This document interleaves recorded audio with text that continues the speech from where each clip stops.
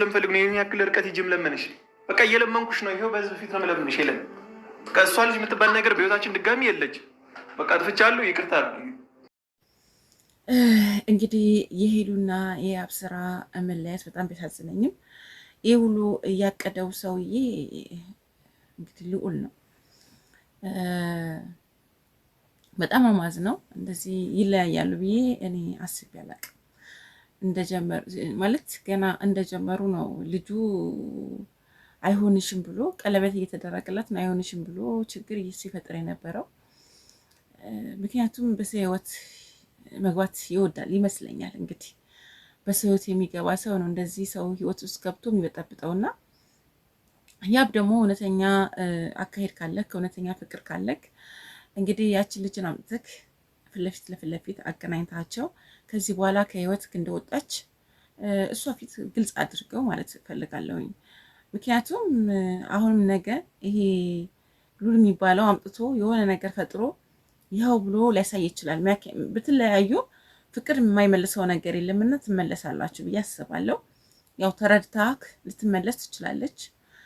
በፍቅር ላይ አንተም ተስፋ አትቁረጥ። ምክንያቱም ለጊዜው የሚያናድድ ነገር ስለነበረ ነገሮች ያናድዳሉ። ምክንያቱም አንድ ሴት ልጅ አንድ ወንድን እዛው ቦታ ላይ ካየችውና አንተ ደግሞ የመለስክላት መልስ የዘመናት ጓደኛዬ ፍቅረኛዬ የነበረችና ዝም ብዬ አውጥቼ ወደዛ ሂጂ ምላት አይደለችም ብለሃልና ያ ደግሞ ሄሉን ያስከፋታል። ማንኛውንም ሴት የሚያስከፋት ንግግር ነበር በወቅቱ የተናገርከውና ያ ደግሞ ከባድ ነው። ስለዚህ አሁንም ቢሆን እሷ ፊት እንግዲህ ያቺ የነበረችው ጓደኛክ የመጀመሪያዋ ጓደኛክ እሷ ፊት ሄሉ ፊት ያንን ቃል እንደተናገርከው አሁንም ማጽናት ያለብህ ያችን እጅ አምጥተክ ሄሉ ፊት ነገሮችን ትክክለኛ ነገሮችን መናገር አለብህ። ምክንያቱም እሷ ፊት እንደዛ አሞግሰክ እንደተናገርካት ሄሉንም አሞግሰክ እንደምትወዳትና እንደምታፈቅራት የወደፊት ምርጫክ እንደሆነች የወደፊት ፍቅረኛክ የወደፊት የልጆችህ እናት እንደምትሆንና የትዳርህ አጋር እንደምትሆን በግልጽ እንድትነግራት እንፈልጋለን። ሁሉም ኮመንታተሮች ያንን ነገር ነው ሲናገሩም ያየሁትኝ። በቃ እውነት የምትናገር ከሆነ አሳማኝ ነገር አምጥተህ አስረግጠህ ተናገር። አለዚያ ምን ዋስትና አላት ሲሉህ ነበር። እሷም ምን ዋስትና አለኝ ነገ እንደምትቀጥል። ያው እንደሚባለው ቆንጆ ወንድ የተረጋጋ አይደለም እዛም እዚህም ነው እንደሚባለው ነው እንግዲህ ስትናገረክ የነበረው ሄሉና ነገ ተመራጭ ነክ ነገ ብዙ ሴቶች ጋር የመሄድ እድል አለክ ምናምን ያልሽ ነበርና ራስሽን ደካማ አታድርጊው።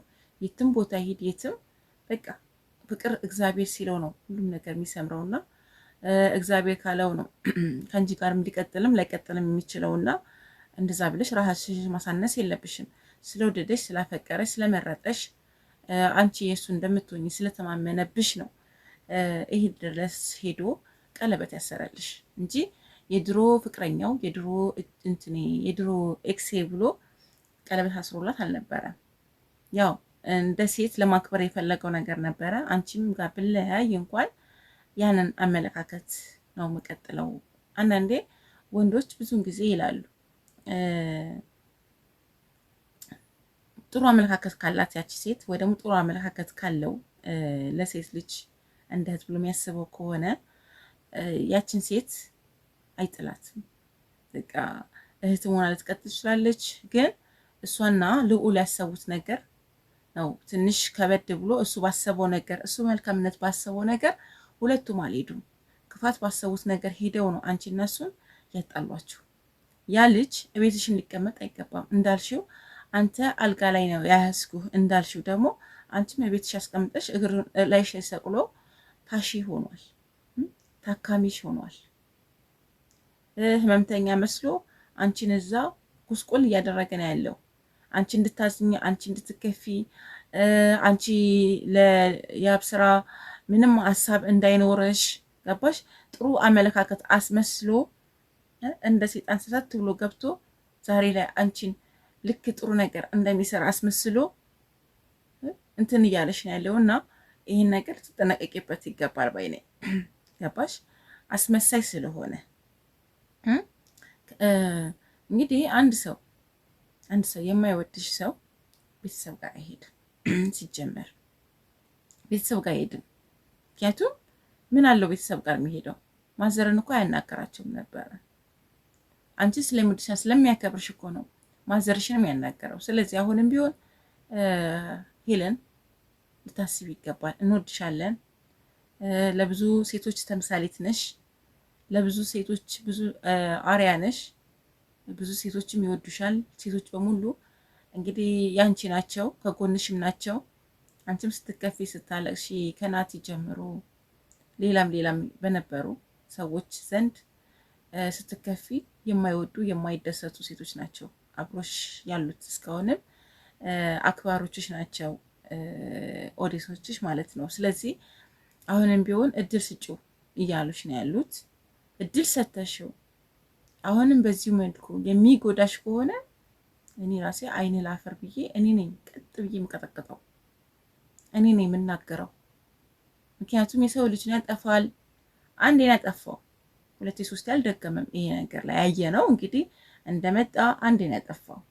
ያጠፋውም ደውለው ሁለቱ ተነጋግረው ከየትም ጎትቶ አንጥቶ ይሄን ነገር እንዴት አደርጊያለሽ ብሎ ያ ልዑል አንቺን እሱን ከመስመር አስወጥተው እንደ ክፋት አስበው ያው የምትይዥው መጥፎ ቦታ ላይ ስለሆነ ያችን ደካማ ነገር ተጠቅመው ሁለታችሁንም አጣሏችሁ። ስለዚህ ሶስተኛ ወገን አያስፈልግም የሚባለው ይሄ ነው። በቃ ገባችሁ? ሁለተኛ ወገን አያስፈልግም የሚባለው ነገር አሁን ተረዳሁት። በቃ ሁለተኛ ወገን አያስፈልግም፣ ሶስተኛ ወገን አያስፈልግም ማለት ነው። ሶስተኛ ወገን በህይወቱ ሲገባ ህይወት ትበጠበጣለች። አይታችኋል። ሄሉና ያብ እንግዲህ የሆኑትን እያያችሁ ነው። ስለዚህ አሁንም ቢሆን እድል ስጩ። ለሰው ልጅ እድል ያስፈልጓል። እንኳን አይደለም ሰው እግዚአብሔር ራሱ እኮ ሁሌም እንሳሳታለን። በተሳሳትነው ቁጥር እድል ይሰጠናል። እያንዳንዷን ቀን እድል ይሰጠናል። ለንስሐ፣ ለጸጸትም፣ ለሁሉም ነገር እድል ይሰጠናል። ስለዚህ የሰው ልጆች ነን እኛ። በቃ ለሰው ልጅ አንድ እድል ያስፈልጓል። ካልሆነ ህይወት ነው፣ መኖር እንፈልጋለን፣ መረበሽ አንፈልግም። በሰላሙ መንገድ መረበሽ ስለማንፈልግ መኖር ስለምንፈልግ ያን ሰው ከህይወታችን እንስወጣለን። ስለዚህ አሁንም ቢሆን እድል ያስፈልጓል የምንለው ለተነገረው ነገር ጸጸት ነው፣ ያደረገው ነገር ለሆነው ነገር እዛ ቦታ መገኘት እንዳልነበረበት ሄዶ ላይ ያናገራት የነበረውን በሌላ ተተርጎሞበት ስለነበር ያ ነገር ገብቶታል። ከዚህ በኋላ እንደዚህ አይነት ነገር ቦታ ላይ ተገኝቶ አንቺንም ያስከፋል ብዬ አላስብም። ስለዚህ እባክሽ ይቅርታ አድርጊለት ለአንዴና ለመጨረሻ ጊዜ። ከዚህ በኋላ እንኳን አይደለም አንቺ እኛ ራሱ አንቀረን ነው የምንተፋው። ስለዚህ ያብ ስራ በህይወትክ ሁሌም የሚመጡትን ሁሉ ለመጋፈጥ እንደ ወንድ የመጣብህን ያ ልዑል ለራሱ ለማድረግ ያደረገውን ጥረት አንተ ማድረግ አቅትህን። ስለዚህ ይሄን ነው የምመክርህ። ለምታደርጋቸው ያንዳንዱ ነገሮች ግን ጥንቃቄ ያስፈልጋል። ለይቅርታውም አይረፍድም፣ እንዳይረፍድ አንተም አትርከም፣ እንትን አትበል፣ አትሰልች እና እሷን የሚያስደስታትን ነገር እንዳልንክ ልጅቷን አምጣትና ነገሮችን ጨርስ። በቃ ይሄ ነው መፍትሄው።